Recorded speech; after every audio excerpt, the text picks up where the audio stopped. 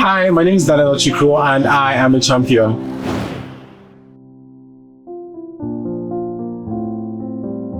So for me, being a champion means that I'm able to tell better stories. It means that I am now in a room with other people like me who have been telling these stories, because for you to be a champion, you have to already be telling the story.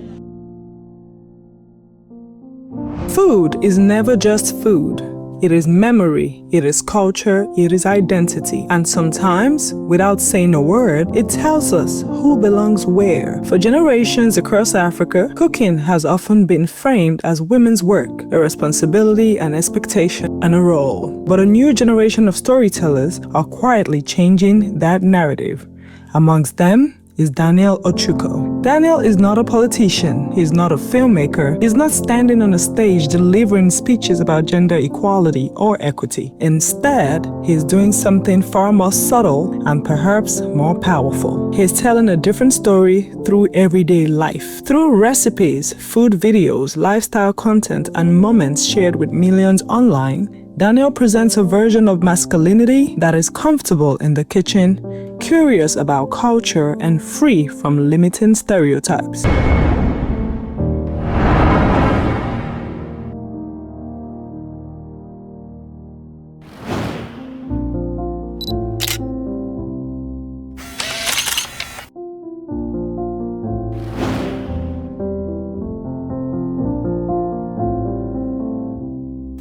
When I think of gender equitable storytelling, right, my mind immediately goes to the work that I do in food, right? So my mind immediately goes to the fact that I don't think a man should be, I don't think a man and a woman should come together and then this man tells the woman that, oh, this is your life, even when she wants to do other things, right? I don't think it's okay for my mom did not do that, but it's like I saw other people's parents do that, where they're like, oh, because you're a boy, go sit down and watch your sisters cook, even when they don't want to cook. And a story that I always like to tell is, if my mom was born in this era, she would not enter the kitchen. I always tell that, and people think that I learned how to cook from my mom. I did not. She would tell you, this boy did his thing, right? So that's the way I think of gender equitable storytelling. I just think of it in my own thing. I think that for me, when it comes to even outside of gender equity and just content in general, I'm not trying to put too much pressure on myself, but one thing I always wait for is feedback, and thankfully I always get feedback. So for instance, again, when I started making videos around gender equity, people would send me DMs. I'm like, I sent your video to my husband just now. I'm telling you, like, alpha, and this is what we are now. We are not having a conversation around what I have been saying since, but now because another man has said it, is more likely to take it seriously, right? So I have women who are like, oh, I force my children to watch your content because it's important that they see a man cook, and if they're always on their phone, you might as well be following him, because I don't want them to go and be a liability elsewhere. So that's the kind of thing that makes me know that, okay, this thing that you're doing actually is making something, like, no matter how small it is. But I also understand that sometimes you might not get this kind of feedback. I was about to say. Yeah, like I understand it totally, that sometimes you might not get kind of feedback. And for me, maybe I'm lazy, but I will not worry. I will just keep doing it. I will just keep doing it. I'm just like, I can't, what else am I going to do? I can't go come to you and be like, did this content help you or whatever? But mentally, I'm just like, Daniel, do not stress it. You know what is right. You've done what you think is right. So let the universe do its thing.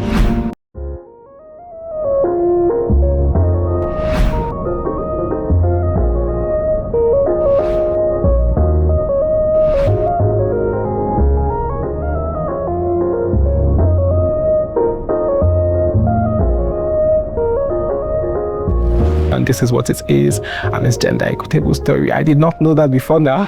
I was just like, oh, I'm just cooking, which is again what you guys are doing. So for instance, if someone says to me that, oh, is cooking on Instagram or is cooking somewhere, I've seen his work before now, just like, oh, it's a random person, but now I'm going to take it as a very serious thing because it's a man in Nigeria doing that.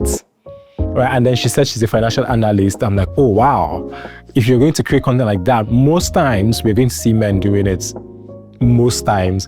So you have to, when you're thinking of the content that you're creating, you also have to think of things like this and be like, oh, actually, I'm representing something here more than the actual bit of content that you think you're creating. But yeah, so that's it.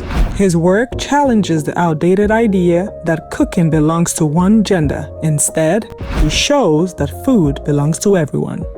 What makes Daniel's storytelling unique is that it doesn't feel like a lecture. It feels instead like an invitation. An invitation for young men to see cooking as creativity rather than obligation. An invitation for young women to see domestic spaces as shared spaces.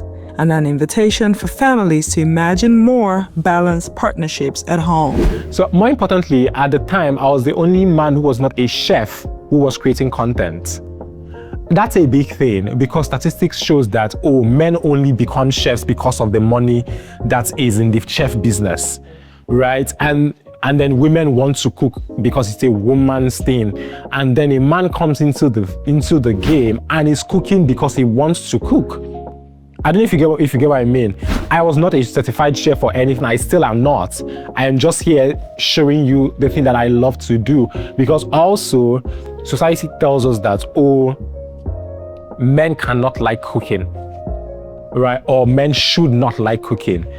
And if you do, you need to suppress that side of you and go get some other interesting things to do so that it appeals to the society, right? And then again, Daniel comes into the game and Daniel's like, okay, well, me, I'm just going to do my own and all of you will be fine, right? So the thing about me taking that leap of faith is we now have other men who are creating content inspired by Daniel, right? So a lot of the people who you see, the men now who you see create content are inspired by me.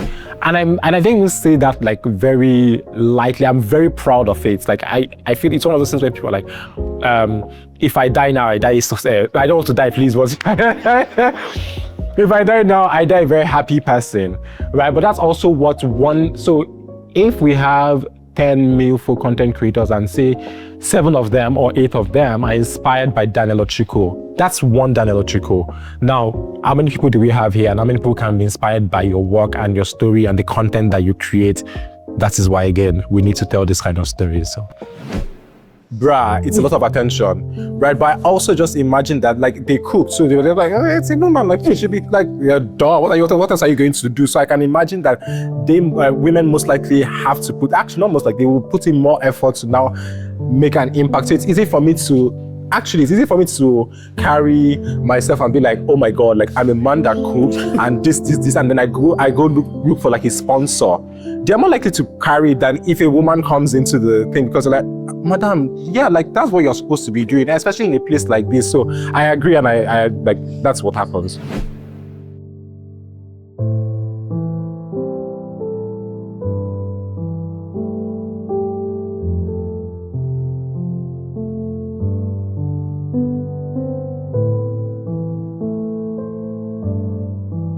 For me, initially, it was just the series was just, I need to show more men in the kitchen, because also I've been trying to tell gender equitable stories for as long as I've been creating content.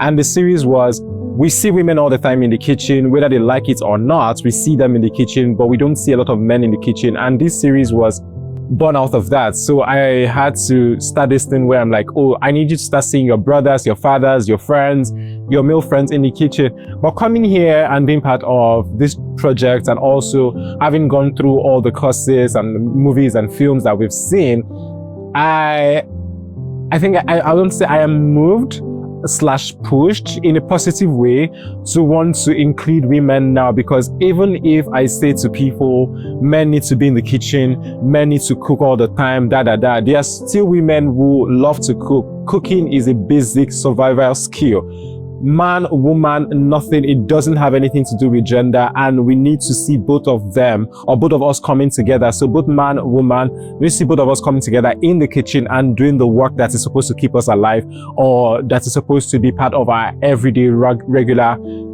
survival skill. So yeah, that's why I am doing this now. I need to show more women, because again, it needs to be balanced. I think that's the key word here.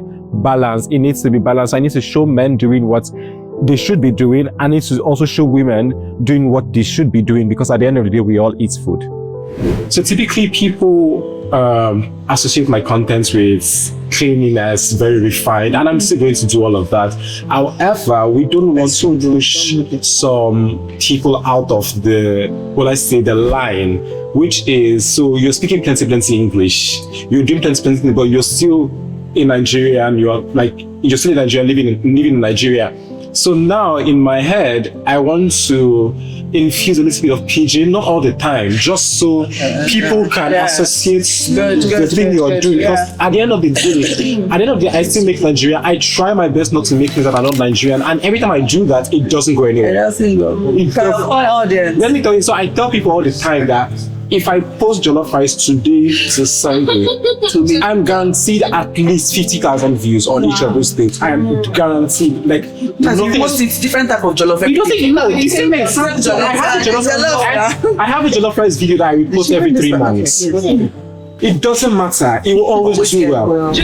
We're picking our story from the Mad Men, so we're just getting like a little bit of, let's say, the beginning part of our story from the Mad Men perspective, where she was in the office, informal setting, the bosses have like some sort of after-work relationship, but she doesn't have that because, oh, she's a woman and then all of that. So back to our story, so now we're trying to make this thing a man thing. So you know how women, they're in a workspace, they have children, and then afterward they're like, oh, let's go have drink, and she's like, oh, I have to go take care of my child. This time it's a man going to do that, and it's important that we do that because we now need to be like, oh, yeah, men who actually have like after work people, they have to take care of their families, they have to go cook or something, and that's what we're trying to do.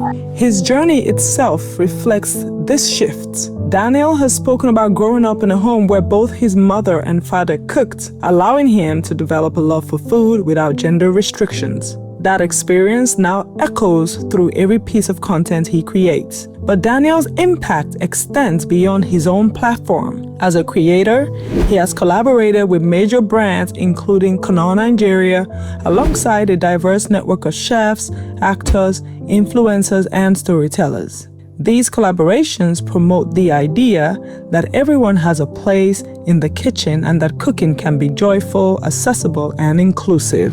Came into the food space, I said to myself, so one of the things that would annoy the hell out of me is when somebody literally comes to me and says, oh my God, you cook well as a man. Why can't you just stop and say you cook well, point blank, period? Why do you have to add that as a man? Like, what does it do for you? Right, so my work, I just took it upon myself. I'm like, okay, you know what? I'm going to create content, but I have to be really good at this thing in a way where nobody's going to tell me that it's because I'm a man, that's why I'm doing it well. You just have to do it like, this is like, when you see it, you're like, this one finish work. Ochuko mentioned one thing, and it was, as if I've never heard that thing, I heard it before. He was talking about how filmmakers or storytellers will just write stories, and we just write, maybe you're writing it someone that is a doctor, and automatically in my head, the doctor should be a man. Why am I going? And I didn't think of that as a filmmaker. As a feminist, I never thought of that. Why is he a man? I use the word businessman. So in my films, in my scripting, if I'm hiring a scriptwriter to write my script, I'm going to tell him, if I see things like businessman, it's business person. If I see things like chairman, CEO, so we need to start using basic words. I think definitely, from basic words, and like Ochuko said, you don't need to force it. You don't need to put it on everybody's face. Just do it. So things like that, scripting, the words, storytelling, reversing some characters. If it's not going to affect my story, and the man needs to be a nurturer for his kids or a nanny, why not? Why would I flip it? It's not a woman's thing, right? So I think I would definitely include those sorts of things that we don't even notice that we do, that we don't even see. But I think by the time I start doing it, people can feel it.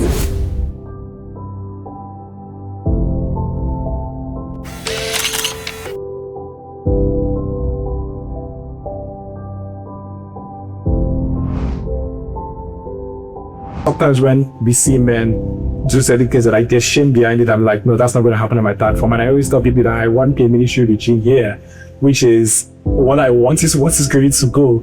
And I want to show men to be emotionally intelligent. I want to show men, show you care to their wives, siblings, anything, and not make it becomes something that is supposed to be shameful. Because when you make something visible often enough, it starts to feel possible. In my videos, I cook, I share household goals, I talk about women, the decision makers, leaders, producers, chefs, because interestingly, we have so because the food industry is such a very interesting space, we have so many male chefs who are doing amazing, but when it comes to the female chefs, they do it behind. For me and life, I know a lot of female chefs and I want to put them there, and I want to talk about them openly, I want to celebrate them openly, which is what I do with my work and my platform.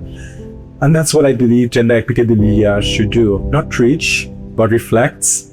Not lecture, but normalize. It's important that we normalize things like this in Africa. It's important that we normalize things like this in Nigeria, because when we normalize things like this, we start to age really great change. Success story on how my content has positively influenced someone. It was very recent, actually, like maybe a month ago or two.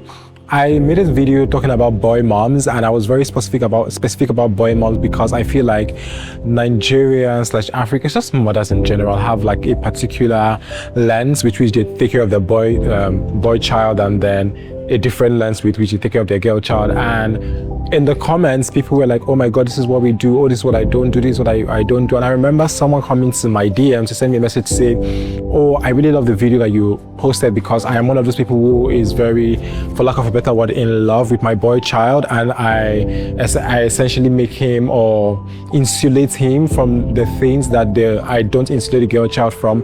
But because of your video, I'm going to start doing better. And honestly, that made me so happy and so grateful that the work that I do resonates with a lot of people enough to actually make a change. So yeah.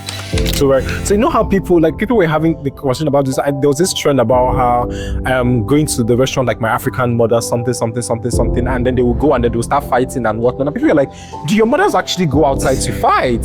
Like, do your mothers actually go to restaurants and then they start to make noise? But that was like a big thing on TikTok. So you see these people, they tie their wrapper, like they wear the blouse, the gele, and all of these things, and then they get to the place, and then maybe they now bring out like Omorogo and someone like and start. I'm just like, wow, that is very interesting. So it's interesting that you say that, because people do have conversations like that. I think that what it is we are not just as bold as we should be when it's time to maybe not fight back, when it's time to question these things, right? So before I started being very open around saying the things that I think around, like, even anything outside of gender, but I'm going to use gender because that has always been in my head even before now, right? I'm like, are you sure you have the platform to say you don't want to be cancelled? Like, this is your life, you're a content creator, you don't have any other job, if they cancel you, that is the end. Like, I'm saying so far, it's in my close friends, and I'm having long threads, having long threads about the things that I think, and they're like, that should be on the main story. Like, not here, like there are only like 15 people. Yeah, like that people that agree with you already. Exactly. Some people feel that agree with me already. But interestingly, when I finally started having these conversations outside, like I remember the first time I made a proper like video around what I think around gender equity, and the DMs I got, right? And then I'm like, oh, you guys really like me, but let's, like, you guys are like, so I think that when we push past the initial fear, right, around wanting to say things that we think are right or just our ideas, you just find that people are like, there are a lot of people like you. What they're just they lie. No, but actually that's how I see it. So like in my head, or like at least on my own side, like of the internet, what I just see is that people just need somebody to come and say the thing that they already think. They're not going to be the, let's say, messiah or whatever, the scapegoats. But I mean, it could be scapegoats. To be honest, it actually could be scapegoats there, because somebody can now see the thing I'm doing, like, this one should like, oh man, I beg, I know fee. Just like, it's possible, but in my own case, that's not a scapegoat thing. They're just being like, oh, Daniel, thank you for talking about this. I grew up this way. The lesson lesson from Daniel's work is simple but profound. Stories do not live in movies and books. They live in kitchens, they live in everyday choices, they live in the moments that shape what young people believe is possible. And when millions of Africans see a man cooking, creating, teaching, and thriving without apology, a new possibility emerges. A possibility where talent matters more than gender, where care is not assigned by tradition, and where everyone is free to participate fully in the life of their home, their community, and their future. So I think that, everybody in every strata of life definitely has a responsibility to advocate for gender equality. Kind of content that you make. How do you portray men? How do you portray women? If we're seeking for change, we should not just be looking to the government. We should be saying, in your small corner of the world, how can I impact? Now, if you follow my content, you know that I'm always making sure that I portray women and men, how they should be portrayed, good and bad, you understand? A man can be a killer, a woman can be a killer, you understand? A man can be a breadwinner, a woman can be a breadwinner. So it's important that you portray people and that your stories are not just a single story, but full stories. Yeah. Are they showing balance in our stories? Are women visible in positions of leadership? Are men allowed to be vulnerable or nurtured in our stories? And we avoiding stereotypes that quietly reinforces inequality. It was one of the most fulfilling things that I have done because I saw creators began to see their influence differently right there and then. I was seeing it, and not just as entertainment, but as social change. I'm fortunate that my partnerships with brands are also aligned with these values. Working with brands like Not Nigeria, for which I'm an ambassador for, Power Oil, Golden Penny, I had the opportunity to shape campaigns that go beyond food into stories about care, community, and togetherness, which is why a lot of my campaigns feature me and my friends and my best friend. We're not just selling the product, we're reshaping culture. And that's the beauty of the Creative Academy. It allows purpose and profits to coexist and persist together. Brands win, audiences connect, and society shifts quietly but powerfully. But the truth is, creators can't do it above. If we're going to entertain change at scale, we need the systems that fund, amplify, and regulate media to follow us. That's where organization like the World Bank, policy leaders, and creative networks come in. When you bring creators in the same room as economists, funders, media executives like we are today, you create a new kind of ecosystem, one that sees culture not as decoration, but as infrastructure. Because the stories people see every day are just as powerful as the policies written around them. As I continue to grow my platforms, my goal is to use my reach to help other creators understand the use of their influence. So move from how many views did I get? I always tell people it's quality content consistently. So you're moving from how many views did I get to how many conversations did I start, or what conversation did I start with this piece of content? Do I feel like my content on gender equitable storytelling is resonating with my audience? Absolutely yes. I think it's also resonating because I'm doing it in such a subtle way. I'm not forcing anybody. I am not trying to, for lack of a better word, push an agenda. And I'm also doing it through a medium that they already know, so which is food. All my messages are passed through food, and I'm reading through a medium that they already know and they already love. So this is just an addition, some sort of an extra or an added content pillar for me to the work that I already do. So yes, it resonates, and it resonates really, really well. So when I grew up in a family where like my dad was not worried about his child cooking, not one bit, but I also had extended family members that I'll go to their house and just like, bruh, if you don't sit down. So for instance, I just got back from a trip and I had to buy PS5 for that thing, the box, the player thing, and that was the first time I was touching it. Do you understand? And yeah, that's the journey. So like, I'm like, oh, this is very. So I took intentionally took it. I'm like, oh wow, this is the first time I'm actually touching a PS5 player. So when I even went to the store, I'm like, oh, this is what I am looking for.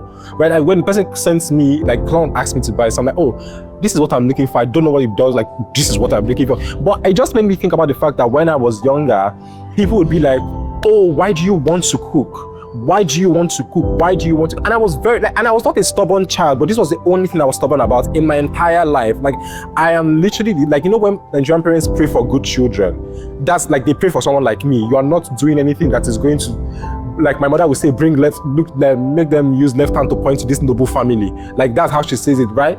But when it comes to things around what I think about cooking and what I think men should do, and like I am very, very, very, very stubborn. So now suddenly the perfect child in my family is now my extended family is now the one that everybody's like, no talk good here. But again, we always need someone to be like, someone to hold on to, or something to hold on to around the things and the ideas that we have.